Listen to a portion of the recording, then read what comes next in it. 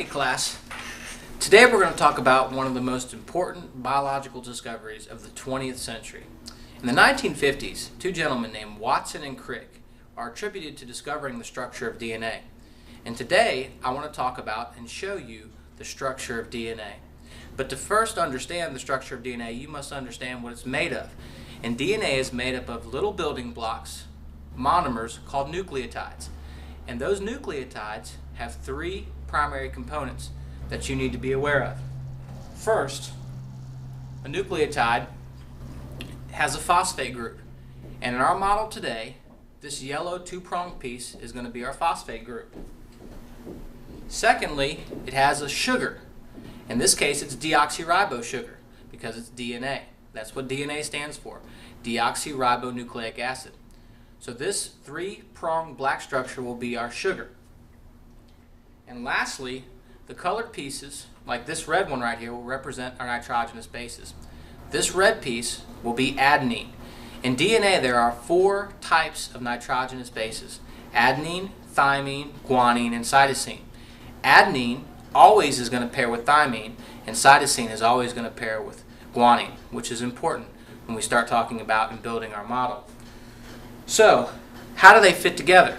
Well, this phosphate group will join to the carbon group, the five-sided carbon deoxyribose sugar, like so. And then the base will attach like that. And as you can see, I've got my three components joined together: my phosphate, my sugar, and my nitrogenous base. Now, if I link a bunch of these nucleotides together, I can get the structure of DNA. So let's link them together and see how this works. Here I have another nucleotide, and what I'm going to do is I'm going to link it like so. These white straws on the side represent chemical bonds. Okay, so now I have two nucleotides joined together.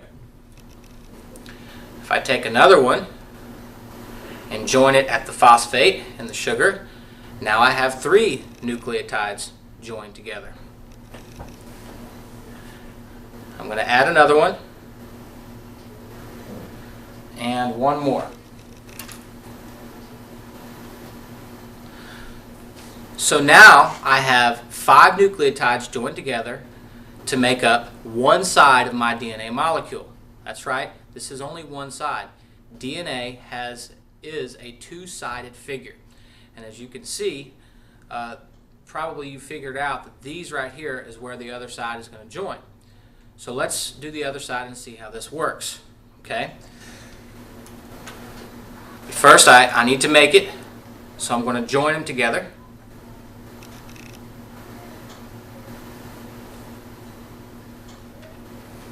Like so.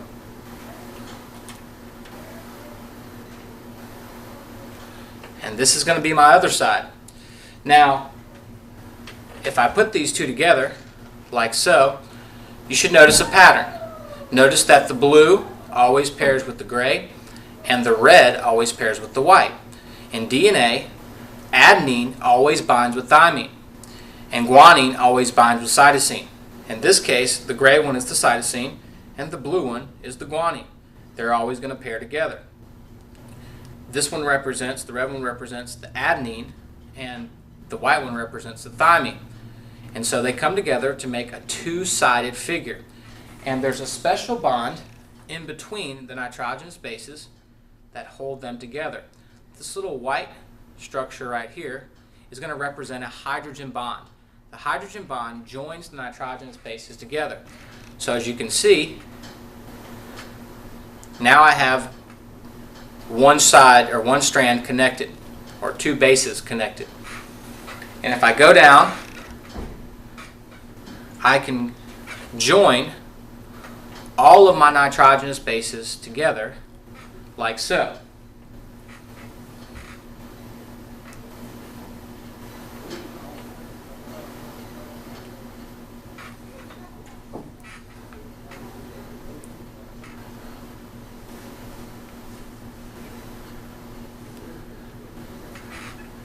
And there you go. We have a model of DNA. Now, as you can see, The backbone of this DNA model is made up of sugars and phosphates, alternating sugar, phosphate, sugar, phosphate, sugar, phosphate. And the middle part is made up of the nitrogenous bases. So there's only one thing wrong with this model up to this point, and that's that it's not twisted. In real life, DNA is a double helix. It actually winds around itself. It twists like so. So if you look at it, it resembles a winding staircase. And that winding staircase figure is called a double helix. And there you have it, a three-dimensional model of DNA made of individual nucleotides bonding to one another to give you a double-stranded molecule that's in each one of your cells. Interesting fact about DNA, if you were to take all the DNA out of your body, uncoil it, and stretch it out from end to end in every one of your cells, it would reach from the earth to the sun and back to the earth again. That's a lot of DNA. Later on in the unit, we're going to talk about why DNA is important and how it makes proteins. But for now, you need to start thinking about how you're going to make your own DNA model, because in this unit, you're going to take some household items or items that you buy, and you're going to make your own DNA model. You're going to take pictures of yourself, post them online, and post the final product as well. And that is going to be one of your projects for this unit. So just to review, to wrap up, the backbone is made of alternating sugars and phosphates, and the middle part is made of nitrogenous bases. An individual DNA molecule is called a nucleotide. That is one nucleotide, a base, a sugar, and a phosphate. Good luck with your project, and if you need any help, feel free to email me or call me.